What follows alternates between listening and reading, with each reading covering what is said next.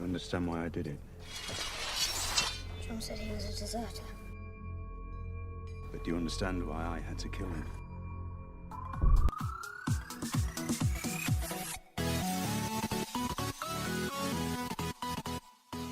Hai, dengan gue David, selamat datang di Ana Movie. Di channel ini gue akan ngebahas seputar dunia film, baik dalam negeri maupun mancanegara. Dan plus, kita juga akan ngebahas anime. Ya, di intro pertama ini gue akan mulai dari sebuah TV series yang hits banget dan wajib banget ditonton. Tak lain tak bukan Game of Thrones. Mungkin banyak yang udah tahu ya soal TV series yang satu ini. Oh ya, gue hanya sekedar ngingetin untuk fans GOT, season 7 akan tayang pada tanggal 16 Juli 2017. Tapi gue gak akan ngebahas season 7. Yang gue bahas kali ini adalah aspek apa aja secara menyeluruh yang buat TV series yang satu ini populer banget. Jadi buat lo yang belum pernah nonton sama sekali Game of Thrones, di ini nih siap-siap gue bahas. Ya, TV series yang satu ini sudah sampai di season 7 yang mulai tayang perdana season 1 pada tanggal 17 April 2011. Diproduksi oleh HBO, disutradarai David Benioff dan D.B. Weiss sebagai showrunner-nya. Diangkat dari sebuah novel bestseller A Song of Ice and Fire series karangan George R.R. Martin dengan judul pertama dengan nama yang sama. Kita mulai dari storyline-nya, berplot ratusan tahun Seven Kingdoms di Westeros bersatu di bawah pimpinan dinasti Targaryen dan berakhir di generasi ke-17 di bawah pimpinan Aerys Targaryen. Aerys Targaryen sendiri dikenal sebagai raja yang gila. Sikap paranoidnya membawa kesukaran di Westeros dan memicu pemberontakan klan Baratheon dibantu Stark untuk menggulingkan sang raja gila, lalu mengangkat Robert Baratheon sebagai raja yang baru. Namun, kedamaian tidak berlangsung lama. Kematian sang raja Robert mengakibatkan penguasa lainnya ingin mengklaim Iron Throne, termasuk keluarga sang ratu Lannister, Baratheon, Langsar, Raja Greyjoy, Stark, dan lain-lain. Ditambah balas dendam dari sisa generasi sang penguasa lama, Targaryen, yang ingin mengambil kembali haknya. Di sisi lain, jauh di utara, Nightwatch terus berjaga-jaga dari balik walls yang melindungi Westeros dari serangan White Walker. Mereka percaya ketika winter tiba, White Walker akan kembali menyerang. Nah, bisa dilihat dari storyline-nya, intrik tentang politik, perebutan kekuasaan, perang, dan lain-lain jadi landasan utama dalam cerita ini. Menariknya, penulisannya sangat rapi dan mendalam, dan case yang banyak menampilkan layaknya film kolosal. Udah kayak sejarah aja, men. Cerita yang berat, kompleks juga harus diperhitungkan sebab akibat dari kesuksesan film ini. Politik yang disajikan juga nggak kacangan, benar-benar ditulis dengan matang dan natural, jadi nggak ada kesan maksa di film ini. Aspek yang gue favoritin di film ini adalah nggak adanya protagonis. Ya, nggak adanya protagonis. Iya, nggak adanya protagonis. Harus gue ulang nggak sih? Karena sesuai rencana, lo dibebaskan untuk memilih tokoh mana yang menjadi favorit atau pahlawan lo. Jadi sekian banyak karakter, tokoh, lo bebas untuk memilih sesuai dengan hati lo. Jadi memang benar-benar dibebasin. Dan apalagi di film ini kita diberikan part untuk mengikuti dan mendalami tiap karakter dari tiap-tiap tokoh. Jadi lo bisa lihat sudut pandang sang tokoh, sebab apa, akibat apa, ia bertindak A, B, dan C. Disinilah letak natural yang tadi gue bilang. Kekuatan dari film ini bukan saja dari alur cerita yang menarik, namun cerita dari tokoh-tokoh di dalamnya yang patut banget untuk diikutin perjalanannya, yang dibuat detail dan hal-hal minor lainnya yang menambah karakter ini kuat. Plus, pemerannya yang rupawan yang menjadikan jualan yang laku berat, serius laku berat.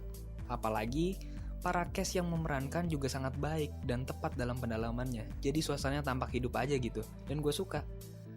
Jadi sekian banyak faktor yang bisa lo ambil, mulai dari cast, karakter, watak, dan lain-lain yang buat lo memilih tokoh mana atau pahlawan mana. Tapi siap-siap terhadap dinamika dari masing-masing karakter. Karena benar-benar gak ketebak, serius beneran gak ketebak. Mereka bisa saja lompat perahu sewaktu-waktu jika keadaan yang mungkin aja gitu. Nah, mungkin di season awal lo bisa lah dengan gampang memetakan mana si pahlawan, mana si penjahat. Tapi setelah lo nonton season 1, season 2, 3, dan seterusnya, lo akan sadar sendiri bahwa ada yang pindah haluan, bergeser dari masing-masing karakter. Dan di sini keimanan lu mulai tergoncang menurut gue. Karena disinilah letak Dimana si penulis ingin menunjukkan bahwa nggak ada yang benar-benar baik, nggak ada yang benar-benar jahat, semuanya bisa berubah sewaktu-waktu. View yang cantik, kota yang indah, yang buat relate sama ceritanya, dan kabarnya mereka benar-benar niat untuk dapetin view yang bagus sampai rela keliling dunia cuma buat dapetin setting yang cocok. Bisa dilihat dari daftar negara untuk setting tempat seperti Kroasia, Islandia, Malta, Maroko, Irlandia Utara, Skotlandia, Spanyol, dan terakhir Amerika. Di sini jelas mereka nggak nanggung-nanggung buat film ini. Dan juga mereka nggak begitu bergantung sama CGI, terlihat dari efek yang ditawarkan, nggak ada yang sia-sia dan nggak lebay pula. Di sini benar-benar total, apalagi kalau lihat behind the scene-nya, makeup artisnya, dia bisa berjam-jam dandan cuma buat dapetin beberapa menit scene, benar-benar niat ini TV series. Dan yang paling ekstrim dari view-nya adalah betapa brutal dan beraninya film ini untuk nunjukin adegan pembunuhan atau bahkan seksual scene. Ya, mereka nggak, justru David begitu dangkal dan rendah pemikirannya jika adegan brutal ini hanya untuk naikin hype. Karena tanpa itu semua, cerita yang bagus, karakter yang kuat, tambah diangkat dari novel yang terkenal, lu nggak perlu adegan-adegan itu, dengan sendirinya film ini akan tetap laku. Pandangan gue akan hal ini justru berbeda. Menurut gue ini adalah bagian dari pendalaman karakter dari tiap-tiap tokoh. Disinilah sisi kemanusiaannya ditampilkan dengan beda, berani, dan aneh aja gitu.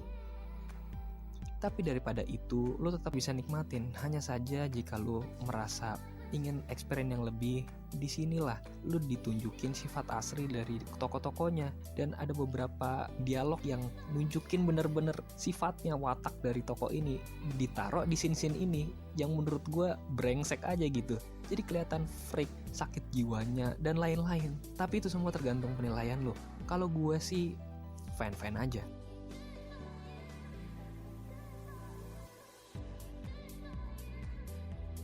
Konklusi dari semua ini adalah series ini benar-benar bagus untuk masuk ke list tontonan lo. Seperti yang gue jelasin panjang lebar, series ini benar-benar unik dan beda. Terlihat penulis dan filmmakernya jenius dan brilian dalam eksekusinya. Buat lo yang gak suka film perang, apalagi berbau kolosal, beneran deh, lo tonton dulu baru lo boleh nilai. Karena beberapa teman gue juga mengatakan hal yang sama, ngelihat trailernya udah males aja gitu. Tetapi setelah dipaksain, justru dia malah ketagihan dan bahkan lebih update lagi daripada gue. Karena series yang satu ini emang hampir lengkap untuk genrenya, mulai dari drama, perang-perangan, politik, fantasi, bahkan cita-citaan. Keluarga apalagi ini banget. Jadi menurut gue, hampir semua orang harusnya cocok dengan film ini. Kecuali lo yang anak di bawah 17 tahun ya, bisa muntah darah nonton film ini. Mending lo nonton Doraemon aja deh.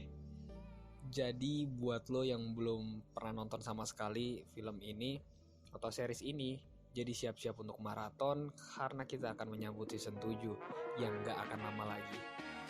Mungkin itu aja dari gue. Kalau lo suka dengan konten ini, jangan lupa like, comment, dan dukung kami dengan cara subscribe. Jangan lupa share ke teman-teman lo. Sekian dari gue, sampai jumpa di video